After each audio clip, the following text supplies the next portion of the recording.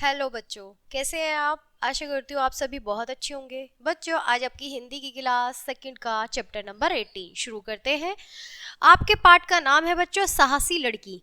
ठीक है, ये कहानी है जो हम आज डिस्कस करेंगे कि इस कहानी में है क्या। ठीक है, साहसी लड़की के बारे में। चलिए पाठ को शुरू करते हैं।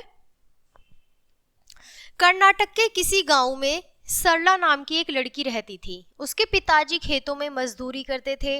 उनका नाम गोविंदम था। उसकी माँ का नाम लक्ष्मीबेन था। गांव के लोग सरला के माता पिता से उसकी प्रशंसा करते थे, यानी उसकी तारीफें करते थे।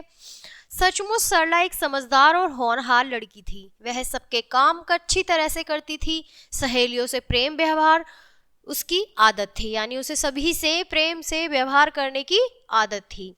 उस गांव में उर्मिला नाम की एक लड़की थी। वह सरला की प्रशंसा सुनकर चिढ़ती थी।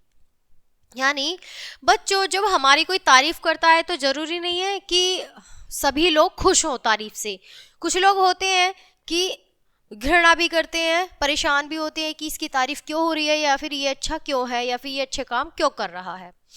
लोग सरला की बढ़ाई क्यों करते हैं, सरला में ऐसा क्या है। वह सरला के विषय में हमेशा बुरा ही सोचती थी, जबकि सरला उसे अपनी प्रिय सहेली मानती थी। तो वो तो उसे बहुत ज़्यादा अपनी एकदम सखी सहेली मानती थी कि हाँ मेरी बहुत अच्छी दोस्त है, बहुत पक्की सहेली है। लेकिन क्या था कि जो उर्मिला थी वो सरला से अंदर ही अंदर बहुत ईर्ष्या करती थी। एक दिन उर्मिला ने एक सुंदर सी शॉल ओढ़ रखी थी। सरला बोली, उर्मिला तुम्हारी शॉल बहुत सुंदर है, बहुत सुंदर लग रही है, जरा पास आकर तो मुझे दिखाओ। उर्मिला ने अपना मुंह फेर लिया। उसने सरला को अपनी शॉल नहीं दिखाई। वो इतनी किलस गई कि उसने शॉल नहीं दिखाई। वह कुछ बड़बड़ाती हुई अपने घर चली गई, यानी उसे कुछ बुरा सा लगा तो उसने क्या करा कि बड़बड़ाते हुए अपने घर चली गई। सरला और उर्मिला जंगल में पशु चराने जाया करती थी। एक दिन सरला बरगद के वृक्ष के नीचे खड़ी थी। पास ही जंगल में उसकी गाय भैंस चर रही थी। तभी उर्मिला भी अपनी गाय भैंसे लेकर वहां आ गई। सरला उर्मिला को देखकर बहुत प्रसन्न हुई। उसने हाथ के इशारे से उसे अपने पास वृक्ष की छाया में बुलाया कि यहाँ आ जाओ। उर्मिला ने सरला को देखा तो अपने पशुओं को अलग ले जाने लगी, यानी उसे तब भी बुरा लग रहा था कि मुझे इसके साथ नहीं बैठना है। सरला ने कहा, उर्मिला अपने जानवरों को इधर ही ले आओ, यहाँ छाया भी है। परंतु उर्मिला मुंह बनाती हुई दूसरी ओर अलग चली गई। उधर घास भी हरी भरी और कुछ ऊंची थी। पशुओं ने चरना शुरू किया। उर्मिला छांव की तलाश में एक झाड़ी के पास पहुंची। झाड़ी में एक सांप था। सांप को देखकर उर्मिला डर गई। सांप उसके इतना नजदीक था कि उसने उर्मिला की एक टांग दबोच ली। वह उसकी टांग पर रस्सी की तरह लिपट गया और जोर से उसकी टांग को कसने लगा। उर्मिला चिल्लाई, बचाओ बचाओ। उर्मिला की चीख सुनकर सरला दौड़ती हुई आई। उसने उर्मिला की टांग पर लिपटे हुए सांप को देखा। उसने बिना देर किए हाथ में पकड़ी लाठी सांप के फन पर दे मारी। वह तिलमिला गया, यानी जो सांप पर जब लाठी पड़ी तो वह तिलमिला गया। सरला बोली, उर्मिला घबराना नहीं, मैं आ गई हूं। अब उसने अपनी सहेली से कहा कि तुम घबराना नहीं, मैं आ गई हूं। सरला सांप के लपेट खोलने लगी। सांप ने अपनी पकड़ और मजबूत कर ली। सरला ने निर्भय होकर सांप के फन को पकड़ा और उसकी मुंह खोलने लगी।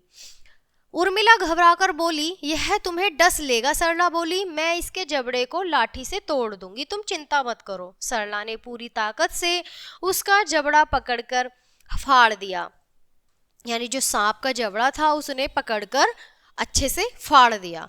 सरला के हाथों से खून बह निकला, लेकिन वह सांप के फन को कुचलने में सफल हो गई।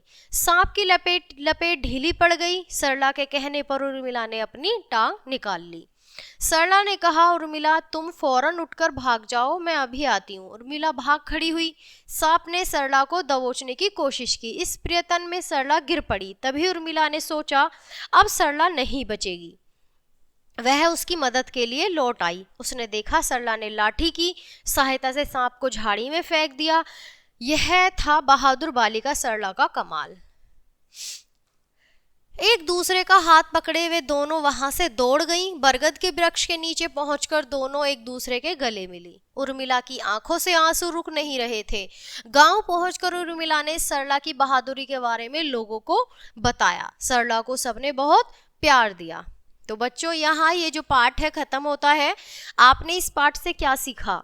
आपने सीखा कि हमें, चाहे हमसे कोई नफरत कर रहा है या फिर हमसे कोई ईर्ष्या करता है, हमें उसकी हमेशा मदद करनी चाहिए। ठीक है, तो बच्चों ये पाठ है यही खत्म होता है। आपसे मिलते हैं हम अगले पाठ में, तब तक के लिए बाय, थैंक्स।